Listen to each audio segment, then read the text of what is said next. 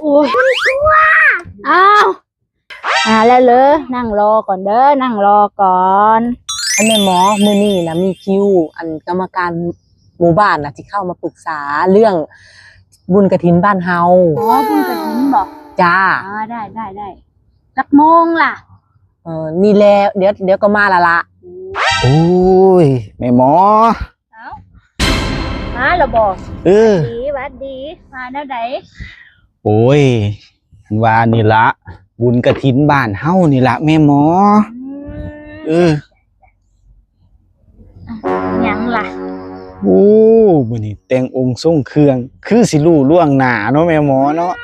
มื้อนี้องค์นาคได้องค์นาคบ่โอ้โดนาคประทับร่างบ่แม่หมอเอาว่าสิมาปรึกษาเรื่องบุญกฐินบ้านเฮานี่ละแม่หมอ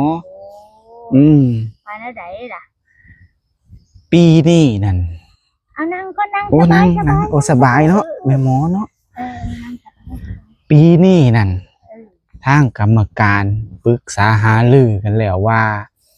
สิเอาลำวงและลำวงแม่บ้านเฮาเนี่ยสิมาก็เฮ็ดให้แม่บ้านเฮามีรายได้เพราะว่าแม่หมอว่าสิจ้างลำวงแม่บ้านเฮานี่ละปีนี้น่ะแม่หมอสิว่าแนวใดเว้าถึงแนวงั้นบ้านเฮาบ่มันต้องยิ่งใหญ่เด้ลูกมันสิน้อยหน้าบ่ได้ชื่อเสียงบ้านเฮานี่สำคัญเด้ว่าสิเอาลำวงบ้านเฮามันก็สิน้อยโพดบ่บ้านเฮานี่ใหญ่เด้เฮ็ดหยังต้องยิ่งใหญ่แม่หมอว่าเอาหมอลำสิ่งโลดเป็นหยังคณะดังๆนั่นจักบาทก็ว่ามาบ่อันเขาโอนเงินมาแล้วนี่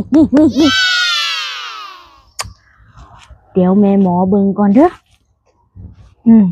เดี๋ยวสื่อสารก่อน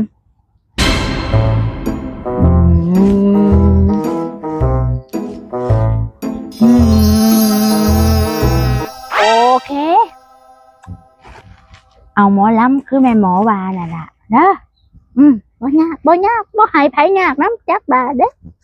เอาจังสั้นบ่แม่หมอแม่นล่ะมันแพงอยู่ไหนล่ะแม่หมอเอ้ยพอใดล่ะว่าแพงน่ะ80,000 80,000กับบ่ยานนี่แล้วเขาโอนมาให้แล้วโอ้มีผู้สนับสนุนแล้วบ่แม่หมอแม่นโอ้สาธุเจริญพรนำเด้อแม่หมอบ่หายยากโอ้กะสั่นเอาจังสั่นเนาะเอาจังสั่นล่ะกะสั่น